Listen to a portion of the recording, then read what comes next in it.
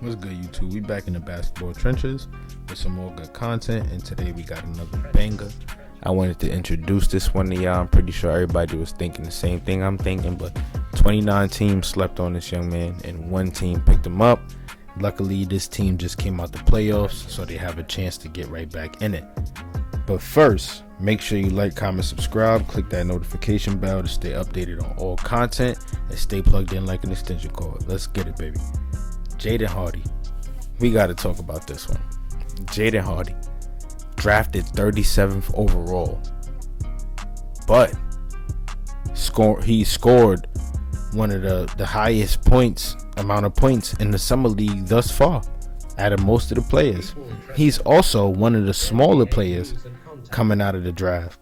Him, Jaden Ivey, and several others are some of the smaller players. You know, this draft really consists of players that are 6'7" and taller. This player specifically being 6'4", 6'5". He's balling right now. And the NBA disrespected him. 29 teams disrespected him. I don't know how they passed up on him, but he got lucky. The Dallas Mavericks drafted him. They just came out the playoffs, and now they have a strong chance of pushing right back to it. If you want to think about it, they got Dinwiddie, they got Christian Wood, they got all the firepower that they need right now. And adding Jaden Hardy to the team is just going to stretch that ability to score points and stretch the way the ball is facilitated on the court. But I got 3 facts for y'all. This is 3 things that Jaden Hardy needs to improve on, and 3 things that will benefit the Dallas Mavericks from Jaden Hardy's game. Now, 3 things he needs to improve on. We could start off by talking about his shot selection. So he did score 28 points. You know, he had a good scoring game. It was a bad shooting game. Wasn't all the way on the bad end, but he needs to pick and choose his shots better. And he also needs to pick the better locations to take his shots. Either that or work on his shooting on the perimeter and on the mid-range, so he could be a more efficient shooter, because Dallas is going to need that. When Luka is being doubled up, or when Christian Wood can't get the shot off, or Spencer Dinwiddie can't get the shot off, they got to look to Jaden Hardy. You know, that might be their 3rd, 4th option, especially in crunch time if they let him get some burn. You know, he can also play a little bit more defense. Now, he's a smaller guard. We all understand that. He's young. Going into the NBA is going to be a lot of pressure on him, especially on the team that he's on in the conference that he's in.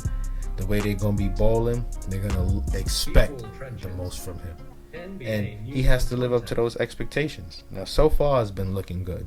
It's been looking good. King Cash and myself, we both agreed and said that Jaden Hardy's been phenomenal. He's been playing great basketball in the summer league. And even though it is the summer league, he looks like he's ready for the NBA. His playmaking. Now, as I said, he needs to have a higher IQ. This works hand in hand with picking better shots. If he could develop a great playmaking skill, that'd be great for Luka, C. Wood, and Spencer Dinwiddie. I'm going to count Dinwiddie all the time because he can get buckets. C. Wood can also get buckets, so these players are going to be looking for the ball to touch their hands, to get passed to them, so they can get in their position and get that good bucket. Especially Christian Wood. He got a bag on him, I'm not going to lie. And Luka, he could play on the ball, off the ball. It really don't matter. As long as he's facilitating, he's going to be able to get his. Now, he can definitely be a more efficient 3-point shooter. The Dallas Mavericks are going to need that, especially in the NBA today. We see Stephen Curry and Klay Thompson and the Warriors just dog the entire Western Conference, and it was out of nowhere. It came out of the blue.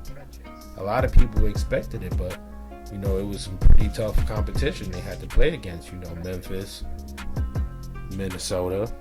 Well, I won't even count Minnesota because they wasn't even that much comp to play against Golden State. But you got Memphis, and then you got Dallas. 2 teams who are high-level teams and who could really get buckets and do what they need to do on the basketball court. So they need that 3-point shooting to be able to prepare for teams like Golden State, to get past Golden State and eventually win a championship, or at least get to the NBA Finals. Now, he's a great player, and we ain't gonna sit here and talk about all that's bad about him. Jaden Hardy is elite. He has more potential than Jalen Brunson.